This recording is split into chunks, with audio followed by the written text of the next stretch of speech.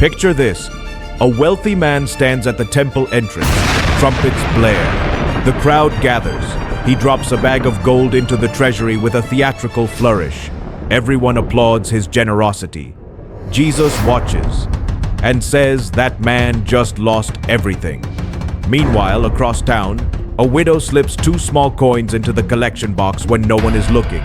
No fanfare, no witnesses, just her and God. Jesus says she gained everything.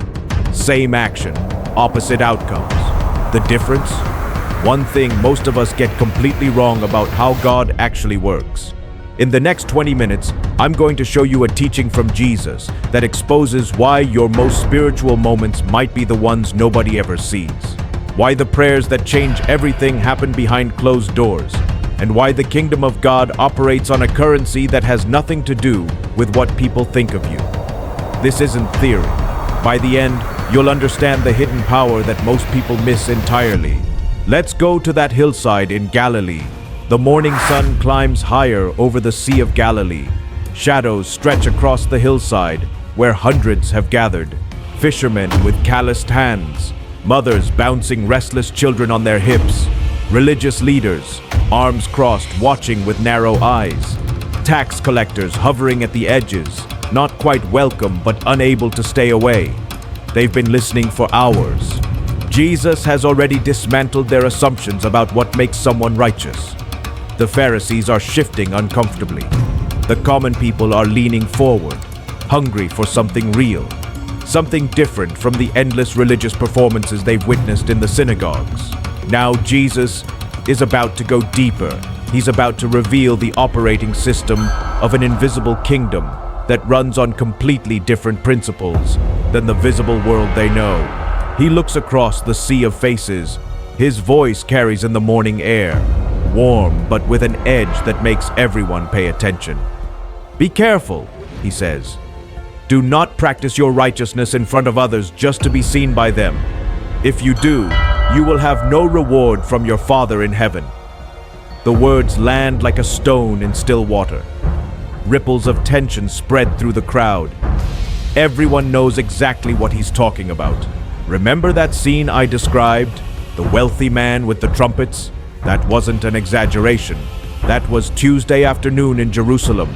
Rich donors made sure crowds gathered when they gave. They timed their generosity for maximum visibility. Charity as theater. Jesus paints the picture with cutting precision. When you give to the needy, do not announce it with trumpets, like the hypocrites do in the synagogues and on the streets, to be honored by others. Some people in the crowd glance at each other. They've seen this exact performance. The calculated positioning, the rehearsed humility that somehow draws all the attention, the loud generosity that echoes through the temple courts. Then Jesus delivers the devastating verdict. Truly I tell you, they have received their reward in full. Full, complete, finished. The transaction is closed. Think about what that means. The applause. That's it. The reputation for generosity. That's everything they get. The praise of people who'll forget them by tomorrow. That's their eternal payment. Nothing held back in heaven. Nothing from God. The account is settled and empty. The religious leaders' faces darken. This is starting to feel personal. But watch what Jesus does next. His voice softens. He leans in like he's sharing a secret with friends. But when you give to the needy, do not let your left hand know what your right hand is doing, so that your giving may be in secret. The image stops people cold. Give so quietly that even you almost forget about it. No mental scoreboard tracking your generosity. No internal congratulations. No rehearsing how you'll casually mention it later at dinner. Pure generosity flowing from a heart transformed by love. Nothing more. Then comes the promise, spoken with absolute certainty. Then your Father, who sees what is done in secret, will reward you. God sees. In the hidden places, in the quiet moments when there are no cameras, no witnesses, no audiences. When you're alone and no one will ever know what you did, God sees. And He rewards not the performance but the heart. The crowd is beginning to understand. This isn't just about money. This is about something deeper. Jesus is pulling back a curtain, revealing that there's an entire invisible kingdom operating on principles that contradict everything the visible world taught them about significance and worth. But he's not done. And when you pray, the anticipation builds. Prayer is the lifeline of Jewish faith. The religious leaders are famous for their prayers. Long, eloquent, theologically sophisticated prayers that demonstrate their devotion. Surely Jesus will commend proper prayer practices. Instead, he goes straight for the throat. Do not be like the hypocrites, for they love to pray standing in the synagogues and on the street corners to be seen by others. Everyone knows exactly who he means. The men who position themselves at busy intersections during prayer times. The ones who pray with loud voices and dramatic gestures in the synagogues, ensuring everyone hears their spiritual vocabulary, their theological precision, their intimate familiarity with Scripture. Prayer as performance art, prayer as reputation building, prayer designed for human ears, not divine ones. Truly I tell you, Jesus repeats, they have received their reward in full. There's that devastating phrase again. The admiration of the crowd, the reputation for holiness, oh, that's it. That's everything. God is not impressed by prayers engineered for applause. Then Jesus describes what real prayer actually looks like, and it's shockingly simple. Almost offensive in its simplicity, but when you pray, go into your room, close the door, and pray to your Father, who is unseen. The image detonates their religious assumptions. Not the temple, not the synagogue, not the street corner where everyone can witness your devotion. Your room, behind a closed door, alone, no audience except God. Prayer stripped of all performance, all pretense, all the religious theater they've been taught to admire. Just you and your Father in secret. Then your Father who sees what is done in secret will reward you. That promise again, like a refrain in a song. God sees the secret prayers, the tears no one else knows about, the desperate whispers at 3 in the morning when anxiety crushes your chest, the quiet thank you breathed while washing dishes, the confession spoken to empty walls. He sees all of it, and he rewards. But Jesus isn't finished dismantling their prayer practices. And when you pray, do not keep on babbling like pagans, for they think they will be heard because of their many words. The pagan temples are notorious for this. Endless repetitions, magical formulas, prayers that drone on for hours because people believe quantity equals power. They think they have to wear down divine resistance with sheer volume, overwhelm the gods with religious language until they finally give in. Do not be like them, Jesus says firmly, for your Father knows what you need before you ask him. Let that reality settle. Before you open your mouth, before you form the words, before you even fully understand what you need. God already knows. He's not waiting for you to inform him. You don't need to convince him with the right religious phrases. You're not manipulating a distant deity. He's your Father, and he knows his children completely. Then Jesus does something extraordinary. He gives them a template, a model that will echo through 2,000 years of Christian history. This, then, is how you should pray. Every ear strains to hear. Our Father in heaven, not the distant deity, not the cosmic force, not the judge in the sky waiting to condemn. Father, intimate, personal. The word reshapes everything. Yet he's also in heaven, transcendent, holy, beyond full human comprehension. The perfect balance of nearness and majesty. Hallowed be your name. The prayer starts not with requests, but with worship. Let your name be honored, treated as holy, recognized for what it truly is. Before asking for anything, acknowledge who God is. The heart of prayer begins with reverence, not demands. Your kingdom come, your will be done, on earth as it is in heaven. Listen to what Jesus is teaching them to pray for. Not escape from earth to heaven, but for heaven to invade earth, for God's reign to break into this broken world, for heaven's reality, where God's will is perfectly followed, where justice and peace and love reign completely, to transform everything here. now. This is revolutionary. This is asking for the impossible to become actual. Give us today our daily bread. Simple, humble, acknowledging complete dependence on God for even the most basic needs. Not give us wealth, not give us next year's supply so we can stop trusting you. Just today's bread, living in trust, one day at a time, like those birds Jesus mentioned earlier. Remember them. They don't store in barns, yet they're fed. And forgive us our debts as we also have forgiven our debtors. Here, Jesus connects two things people desperately want to keep separate: receiving God's forgiveness and extending forgiveness to others. The word debts encompasses all the ways people wrong us, all the ways we wrong God. And this prayer acknowledges both our desperate need for forgiveness and our responsibility to give it. And lead us not into temptation, but deliver us from the evil one. A prayer for protection, for guidance away from situations where we're likely to fail, for rescue from a real enemy who seeks to destroy us. It's an admission of vulnerability, of needing God's help to navigate a dangerous spiritual landscape. The prayer is complete: God's glory, His kingdom, our needs, our relationships, our spiritual battles, everything essential, nothing unnecessary, profound enough to occupy theologians for centuries, yet simple enough for a child to pray.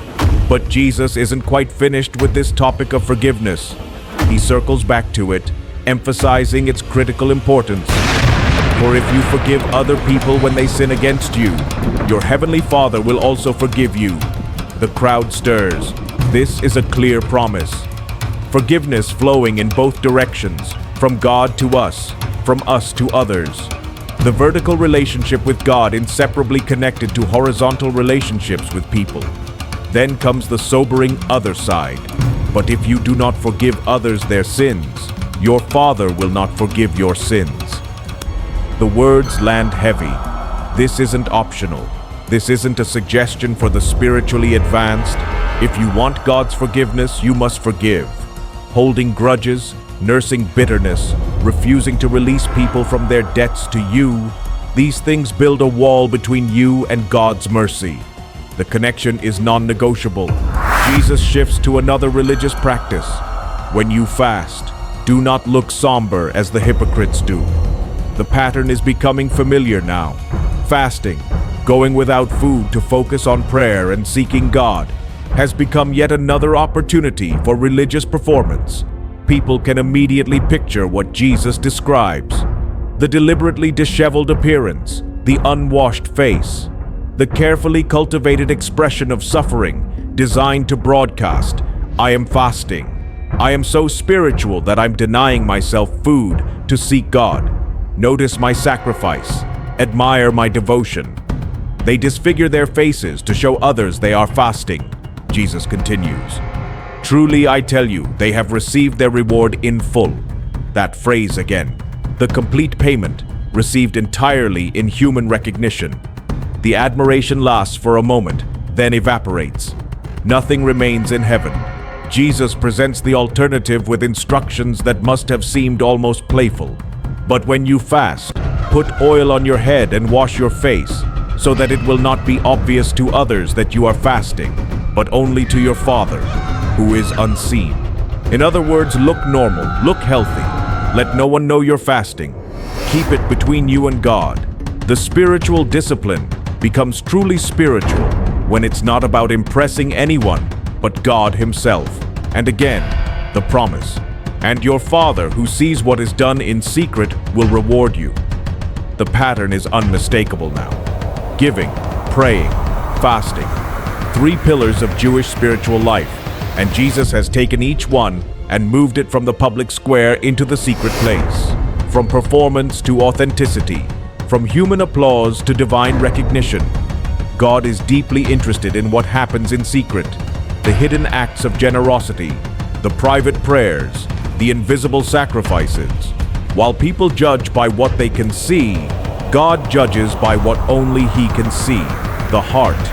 The religious leaders are visibly angry now. Jesus has systematically dismantled their entire approach to spirituality. But He's about to go even deeper. Jesus changes direction. He moves from religious practices to something even more fundamental: what we value, what we treasure, what we're really living for. Do not store up for yourselves treasures on earth, where moths and vermin destroy, and where thieves break in and steal. He's painting a picture of futility. The finest clothes eaten by moths, carefully accumulated possessions destroyed by rust and decay, wealth that seemed so secure, stolen in the night. Everything material is temporary, vulnerable, ultimately unreliable. You can't hold on to it no matter how hard you try. But store up for yourselves treasures in heaven, where moths and vermin do not destroy, and where thieves do not break in and steal.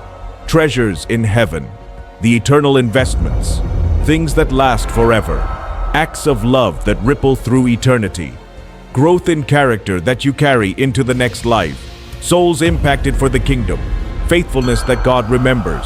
These treasures are absolutely secure, protected by God Himself, waiting for you. Then Jesus says something that cuts through all self-deception. For where your treasure is, there your heart will be also. It's a diagnostic statement. Want to know what you really care about? Don't listen to what you say. Look at what you treasure. Look at where you invest your time, your energy, your money, your thoughts. Your heart follows your treasure, like a compass follows magnetic north. You cannot fake this. You cannot lie to yourself about this. Your treasure reveals your heart. Jesus uses a striking metaphor. The eye is the lamp of the body. If your eyes are healthy, your whole body will be full of light. A healthy eye means clear vision, proper focus. When you see things rightly, when your perspective aligns with truth, your whole life is illuminated. You can navigate clearly. You understand what matters. You make good decisions. But if your eyes are unhealthy, your whole body will be full of darkness. A diseased eye produces distorted vision. When your perspective is twisted, when you're focused on the wrong things, your entire life becomes dark. You stumble. You make destructive choices. You can't see what's truly valuable, even when it's right in front of you. Then comes the haunting question. If then the light within you is darkness, how great is that darkness? If what you think is wisdom is actually foolishness, if what you believe is light is actually darkness, how lost are you? How far from truth? It's a sobering warning about self-deception. Jesus presses the point about divided loyalties. No one can serve two masters. Either you will hate the one and love the other, or you will be devoted to the one and despise the other. It's a statement of reality, not preference. Two masters mean two sets of demands, two different directions, two competing loyalties. The tension is unsustainable. Eventually, inevitably, you have to choose. You cannot maintain that split forever. Then he makes it explicit. You cannot serve both God and money. Money, not evil in itself, but powerful, seductive, demanding. Money wants to be a master, not a tool. It promises security, significance, pleasure. It whispers that more will solve your problems, that enough will finally be enough. And Jesus says you must choose, God or money. Both will demand your heart. Both will require your allegiance, but only one deserves it. The crowd is listening intensely now because this is hitting close to home. Everyone here worries about money, about provision, about security. Jesus is forcing them to examine where they've actually placed their trust. The teaching shifts again, this time to something everyone in the crowd worries about, the basic necessities of life. Therefore, I tell you, do not worry about your life, what you will eat or drink, or about your body, what you will wear. Do not worry. It sounds impossible. Everyone here has worried about these things, where the next meal will come from, whether they'll have enough, how to provide for their families. These are daily, pressing concerns in a subsistence economy where one bad harvest means starvation. Jesus tells them to look up. Look at the birds of the air. They do not sow or reap or store away in barns, and yet your heavenly Father feeds them. Direct their attention to the sky where birds wheel and soar. The birds don't farm. They don't have storage facilities. They don't have retirement plans, yet they eat. They survive. They thrive. God provides for them through the natural order He established. Then, the penetrating question, are you not much more valuable than they? Of course they are, made in God's image, beloved by their Creator, infinitely more valuable than birds. So if God cares for birds, if He's built a world where they're fed without farming, how much more will He care for His children? Jesus presses the logic further. Can any one of you, by worrying, add a single hour to your life? The answer is obvious. No. Worry changes nothing except your peace of mind. It doesn't extend life, it might actually shorten it. It doesn't solve problems. It doesn't provide food or clothing. It's utterly, completely useless. And why do you worry about clothes? He points to the hillside around them. See how the flowers of the field grow. They do not labor or spin. Yet I tell you that not even Solomon in all his splendor was dressed like one of these. The wildflowers are everywhere. Splashes of color across the green hillside. Beautiful, delicate, temporary. And Jesus makes an astounding claim. Solomon, the richest, most magnificent king in Israel's history, whose robes were legendary, woven from the finest materials, dyed with rare colors, adorned with precious things. Even Solomon's finest garments couldn't match a simple wildflower dressed by God's creative hand. If that is how God clothes the grass of the field, which is here today and tomorrow is thrown into the fire, will He not much more clothe you, you of little faith? The flowers last for days, maybe weeks, then they wither and die, used as fuel for ovens. Yet God clothes them in beauty. How much more will He provide for His children, who live forever, who bear His image, who He loves with infinite love? You of little faith. Not a harsh condemnation, a gentle rebuke. Why do you trust God so little? Why do you worry as if you're orphans, as if you have no father watching over you? Remember what Jesus taught them to pray earlier? Our Father in heaven. He's reminding them now, you have a father. Act like it. Trust like it. So do not worry, saying, what shall we eat? Or what shall we drink? Or what shall we wear? For the pagans run after all these things, and your heavenly Father knows that you need them. The pagans, those without knowledge of the true God, run after these things because they have no father to trust. They're truly on their own in a hostile universe. But you have a Father who knows what you need. Not might know, not could figure out if you explain it well enough. Knows. Present tense, complete knowledge. Then comes the key, the solution, the answer to anxiety. But seek first His kingdom and His righteousness, and all these things will be given to you as well. Seek first. Priority matters. When God's kingdom and God's righteousness become your primary pursuit, your first allegiance, your central focus, when you treasure that above everything else, then God takes responsibility for all these things: the food, the clothing, the provision, the security you're desperately chasing. It's the same pattern He's been teaching all along. Move things from public to private, from performance to authenticity, from earthly treasure to heavenly treasure, from serving money to serving God. And now, from anxious chasing after provision to confident seeking of God's kingdom, trusting that He'll provide. One final instruction. Therefore, do not worry about tomorrow, for tomorrow will worry about itself. Each day has enough trouble of its own. Live in day-tight compartments.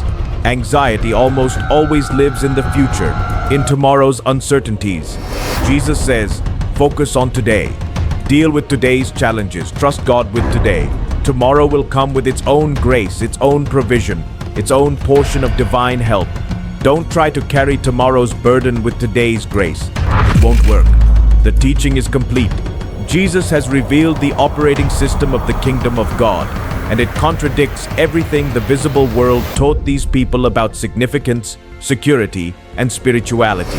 The most powerful spiritual life is the most invisible one. The giving that counts happens in secret. The prayers that move heaven happen behind closed doors. The fasting that pleases God goes unnoticed by people. The treasure that matters accumulates where no one can see it. The focus that brings light is fixed on God alone. The master worth serving demands exclusive loyalty. And the antidote to anxiety is seeking first a kingdom that's invisible to human eyes. God sees what no one else can see. He rewards what no one else values. He operates on a completely different economy than the world's system of recognition and applause. The religious leaders on that hillside are furious because Jesus has exposed their entire approach as worthless theater. But the common people, the fishermen and mothers and tax collectors and broken people who know they have nothing to offer but secret prayers and hidden tears and quiet acts of love, they're leaning forward with hope dawning in their eyes. Because this kingdom isn't for the people who can perform the best. It's for the people who can trust the most. It's not about what you can display. It's about what you treasure in secret. It's not about impressing people. It's about connecting with a Father who sees everything, knows everything, and loves you completely. The question for you is the same question Jesus asked them that day. Where is your treasure? What are you really seeking? Who are you actually serving? Because where your treasure is, there your heart will be also. And God sees. He sees everything done in secret, and He rewards. If this message has shifted something in how you see your relationship with God, do me a favor. Subscribe to this channel. We're exploring the teachings of Jesus that most people miss, the revolutionary truths that still have power to transform lives today. And here's my challenge for you. Go do something generous that no one will ever know about. Pray about something you've never told anyone. Fast for a day without mentioning it. Move one treasure from earth to heaven. Live like someone who believes God sees what happens in secret, because He does.